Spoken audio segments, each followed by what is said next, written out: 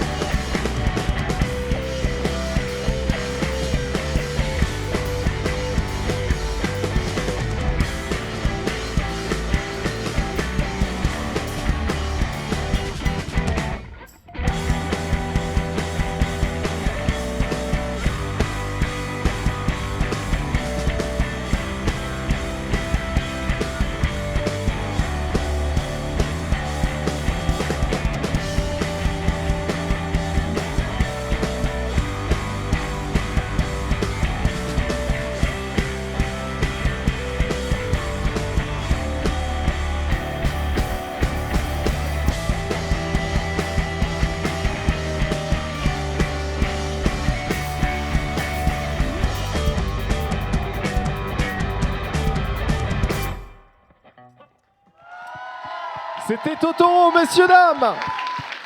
Totorro, incroyable, quel plaisir. C'est du coup la première fois que je les vois en live. Bah, c'est ce que j'allais dire, je trouve que l'histoire est folle parce qu'au final tu l'as découvert pour ton stream et là maintenant tu fais une émission où tu les fais venir. C'est quand même. Mais je suis trop content, surtout que ça fait vraiment genre, ça doit faire, je sais pas, 13 ans que je les écoute. Donc je suis vraiment très très très content. Et nous avons le plaisir d'accueillir sur ce plateau pour discuter de Totorro, Bertrand à la batterie et Johnny à la guitare. C'est pas des chanteurs, ça se voit, hein, ils galèrent avec le micro.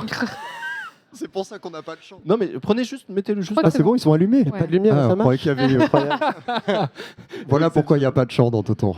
Mais alors, je me suis posé une question. Pourquoi vous avez tous des micros sur scène? Pour que les gens puissent attendre le moment qui vient jamais. Mais mec, Non, ça, c'est pas vrai. mec, ça fait 15 ans. Il y a un moment. Mais là, on le joue pas. Mais En fait, dans le set qui dure 1 heure, il y a 15 secondes de chant. Et du coup, on fait Et donc vous installer avez mis 4 ça sur la micros fiche technique pour pour ça. que vous n'allez pas jouer ce soir? Ouais. Mais c'est une bonne strat. Demander, C'est une bonne strat, comme ça on viendra vous voir en concert pour voir ça. C'est un peu comme demander le bol de M&M's rouge en loge. Comme ça, tu sais si quelqu'un a bien lu la fiche technique. Bah là, ou pas. t'as vu, on l'a bien lu. Hein. Eh ben, bah, On l'a bien lu. Bon, en Bravo. tout cas, c'est cool. Vous pouvez me l'enlever, la team, si jamais.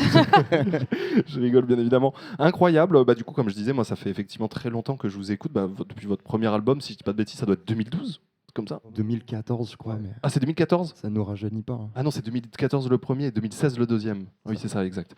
Non, ça nous rajeunit pas tant que ça. C'est la première fois qu'on a sur la scène de Soundcheck du mat rock. Beaucoup de gens ne connaissent pas, ça peut être une niche. Comment vous êtes tombé dans le mat rock et qu'est-ce que c'est le mat rock? alors, comment on est tombé dedans? Comme beaucoup de musique que tout le monde écoute, je pense, c'est des rencontres en fait. Quand on est arrivé à Rennes, faire nos études, on a rencontré des personnes musiciennes autour de nous qui écoutaient beaucoup ce genre de musique, notamment un groupe orchestre rock qui s'appelle Mermonte de Rennes. Et par la force des choses, on s'est mis à écouter ce genre de musique. On a surtout voulu en faire parce que c'est assez amusant à jouer comme genre de musique, donc ce qui caractérise. C'est pour ça qu'il n'y a pas de chant, hein, encore une fois, on le rappelle. C'est- Ce qui caractérise le style, c'est pas mal de coupures rythmiques. Ouais. Donc en fait, des mesures composées où on va dire traditionnellement on est sur du couplet-refrain dans la musique pop avec des mesures en 4, en 8. Donc nous, on décide en fait de faire pas mal de polyrythmie aussi, mélanger rythme binaire, ternaire et Rajouter du 5, du 7, des trucs bizarrement dansables, Mais genre, tu vois. mais ouais, mais genre pourquoi? Tu sais qu'à chaque fois je me pose la question, genre pourquoi il y a du 5, du 7, pourquoi d'un coup il y a du ternaire? sinon on s'ennuie. Bah, Ok, nous, ok.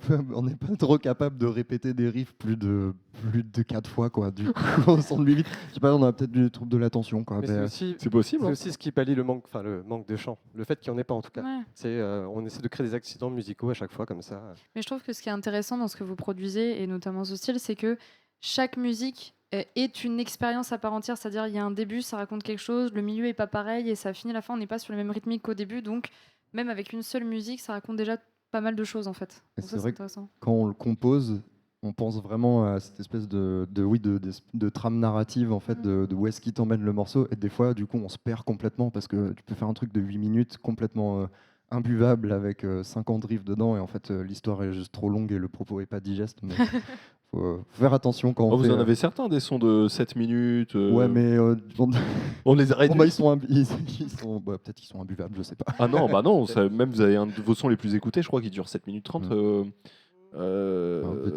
Comment il s'appelle Alain Michel. Tonton Alain Michel. Ouais, Oui. il fait genre 5 minutes 30. Ah, ça va, on est ça à la va. limite. C'est C'est presque du punk en fait Ça à va, 5 ouais. minutes. Oui, parce qu'il y a un mélange de post-rock, donc qui est aussi un peu un genre de musique qu'on faisait, et qui est vraiment un peu du rock plus d'ambiance. Donc les groupes un peu fédérateurs de ça, c'est Mogwai ou Explosion in the Sky. Et donc nous aussi, on venait un peu de ça, et donc on mélange ces deux styles. Donc ça, on se retrouve parfois avec des morceaux de 7 minutes en effet. Avec un peu de punk rock aussi quand Mais même. n'arrêtez dedans. jamais, hein. N'arrêtez jamais. Vous avez sorti votre nouvel album. Alors je sais plus si c'était octobre ou novembre, désolé, je me rappelle plus. Début octobre. C'est début octobre, effectivement, qui est disponible évidemment sur toutes les plateformes de streaming. N'hésitez pas à aller les écouter. Vous n'aviez pas sorti de son, en fait, sous le nom, en tout cas, de Totorro, depuis, ça faisait 9 ans et demi, quoi. Ah oui. Qu'est-ce qui s'est passé? On était où? En vacances Non, mais en fait, je pense que le groupe, en fait, il a pris vite de la place dans nos vies. Et on a commencé, donc, comme tu disais, en 2014. Mais nous, en fait, avec l'autre guitariste, Christophe, on fait de la musique ensemble depuis le collège déjà. Depuis 2004. Ouais. Waouh. Waouh.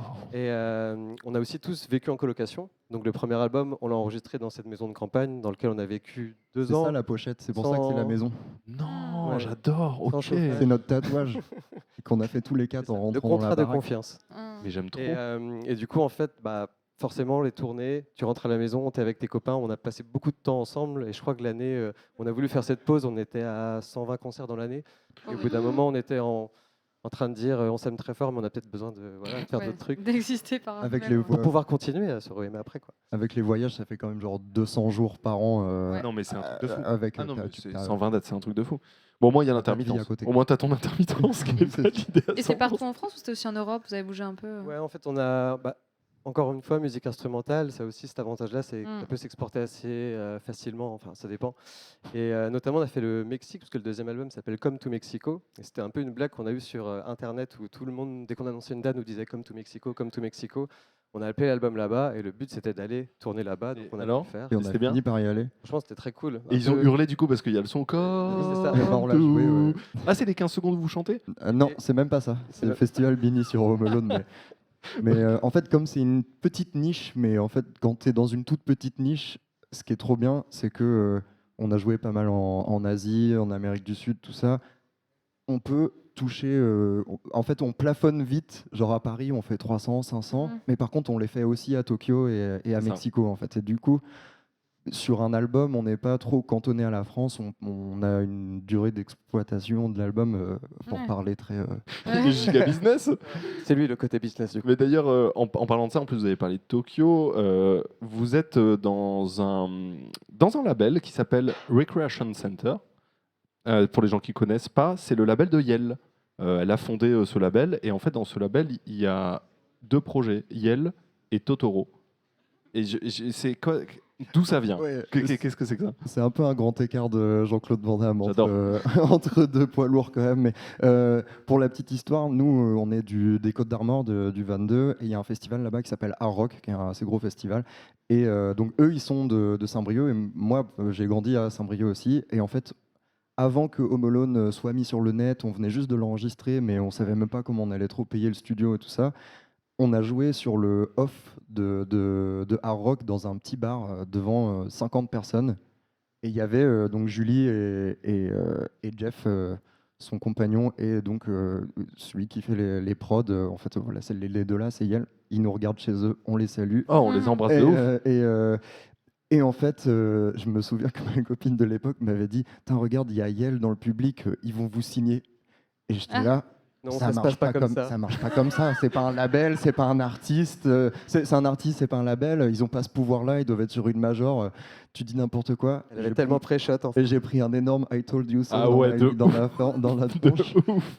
Parce que 3 semaines plus tard, on recevait un coup de fil de Jean-François qui nous disait on a adoré votre set. Si mes souvenirs sont bons, je crois qu'ils partaient juste à ce moment-là de leur major. Et ils montaient leur boîte de prod. Ils me disaient on a envie de faire nous et vous. Et t'es là. J'adore. Trop Tu sais bien. que c'est exceptionnel, hein. Tu vas sur le site du label, il y a 2 projets. Il y a Yel les et vinyles de Totorro. Yel et les nôtres. C'est vraiment- J'adore. On a même pu faire du coup la première partie de Yel à la Cigale pour une de ses release parties. Donc aussi Incroyable. mélange public un peu étrange, étrange. hétéroclite. Mais c'est intéressant, c'est cool. Franchement, l'histoire est trop cool. Écoutez, je vais vous laisser rejoindre l'endroit où vous vous sentez aussi si bien sur scène, derrière vos instruments. Merci beaucoup, Johnny à la guitare et Bertrand à la batterie. Je vous laisse rejoindre la scène. Du bruit, messieurs, dames. Merci beaucoup. Du bruit pour Totorro. Eh bien, l'histoire est trop stylée, vraiment. Ouais, non, c'est vraiment trop cool. Mais le fait de tourner comme ça en groupe, je comprends tellement, ça peut être tellement fatigant. Et en même temps, le fait que ça dure aussi longtemps, c'est quand même une preuve de respect, quoi. Parce que quand t'es beaucoup comme ça, Ouais, puis t'imagines, ils ont été en coloc, machin, etc. Ils sont quand même 5. Ils se retrouvent, ils ont sorti leur premier album il y a 12 ans. Et là, ils se disent, ouais, on en ressort un. on revient. Mais c'est quand même, ils s'entendent assez bien, je pense. Oui, je pense, oui. Je pense. Puis la pause a fait du bien aussi, quoi. Je pense que c'est là. Mais après, bon, on n'a pas trop le temps de parler, mais ils ont fait tellement de projets pendant cette pause. Ils ont fait plein de choses. Ils ont fait des BD concerts. Ils ont fait avec Totorro and Friends. Je sais pas exactement ce que ça veut dire. J'imagine que c'est avec des groupes qu'ils apprécient et qui veulent faire tourner avec eux, j'imagine. Ouais, et sûrement peut-être pas tout Totorro, tu vois, je sais pas, mais j'adore, le projet est trop cool, et du coup, je suis encore plus heureux d'avoir découvert Sato et d'aimer. Non, c'est à trop ce bien. point-là. Et c'est ce que je disais, comme leur musique, elles sont, t'as plein de choses qui se passent au sein même d'un seul track. Je trouve que c'est très cinématographique, donc tu peux avoir juste des petits passages qui pourraient être utilisés, tu vois, dans certaines scènes de film ou dans la série ou même dans du clip, tu vois. C'est vraiment trop intéressant, je trouve. Je fais très bien de le dire, mais du coup, si des gens travaillent dans la synchro, n'hésitez pas à contacter Totorro, hein, Mm. parce qu'il y a vraiment du très très lourd. N'hésitez pas aussi à aller les suivre sur Instagram, on vous met le lien dans le chat. Je discutais avec eux tout à l'heure, ils sont complètement paumés avec, avec la communication des réseaux, ils me fumaient de rire. Non, mais je dis rien, tranquille. Mais du coup, ouais, suivez-les sur Instagram. Globalement, les artistes, c'est là où vous êtes le plus au courant de ce qui se passe, vous allez voir leur tournée, etc. Écoutez leur dernier album qui est sorti en octobre dernier, disponible. Et messieurs, dames, je vais vous demander un maximum de bruit pour Totorro.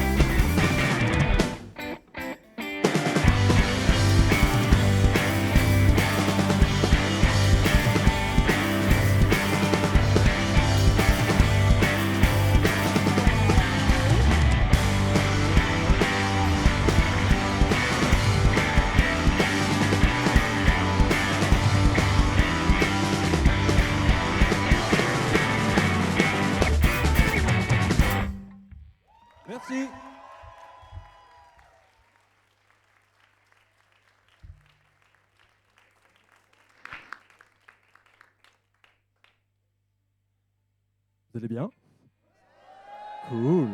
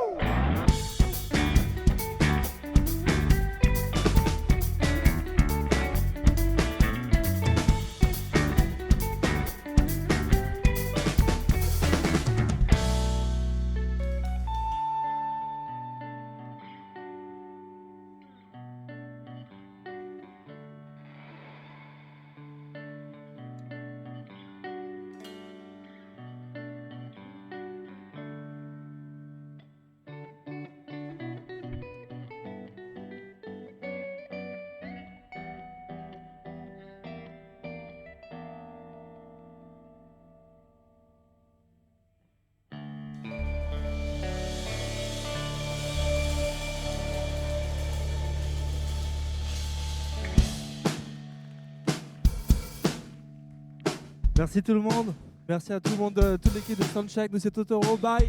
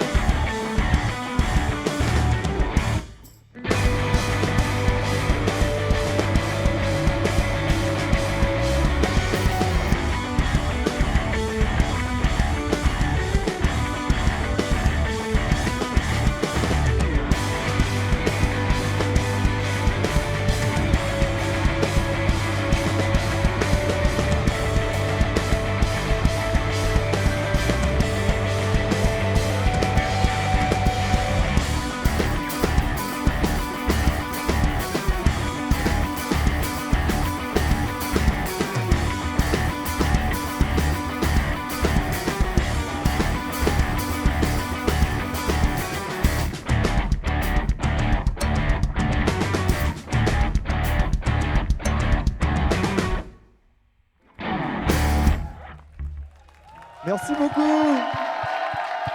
Bravo! Un maximum de bruit pour Totorro. Merci à vous. Merci beaucoup. Incroyable. Incroyable. Ça me fait penser un peu. En fait, j'écoutais, ça me refaisait penser au groupe que j'écoutais justement quand j'étais ado. Un groupe qui s'appelle Silver Sun Pickups aussi. C'est vraiment la même vibe. J'adore. Ah ouais. Ouais, vraiment. Trop bien. J'adore. Bah, trop bien, c'était incroyable. Je vous rappelle qu'ils ont sorti un nouvel album en début d'octobre dernier, il y a 6 mois, So Far So Good, disponible sur toutes les plateformes de streaming, bien évidemment. J'ai vu aussi des gens dire ah, ça donne envie d'aller voir en concert, que ça dure plus longtemps. Eh bien, ils sont en tournée, Oui. ils ont plein de dates, tu vois. C'est complètement, c'est complètement faisable. N'hésitez pas à aller sur leur, tout simplement leur Instagram, où ils communiquent absolument toutes leurs dates, et aller les voir en concert, ça défonce. Ouais, et c'est une expérience vraiment à vivre aussi en live, je conseille. Ah oui. Du rock. Oui, de fou, on se prend les cymbales dans la gueule et tout. J'adore.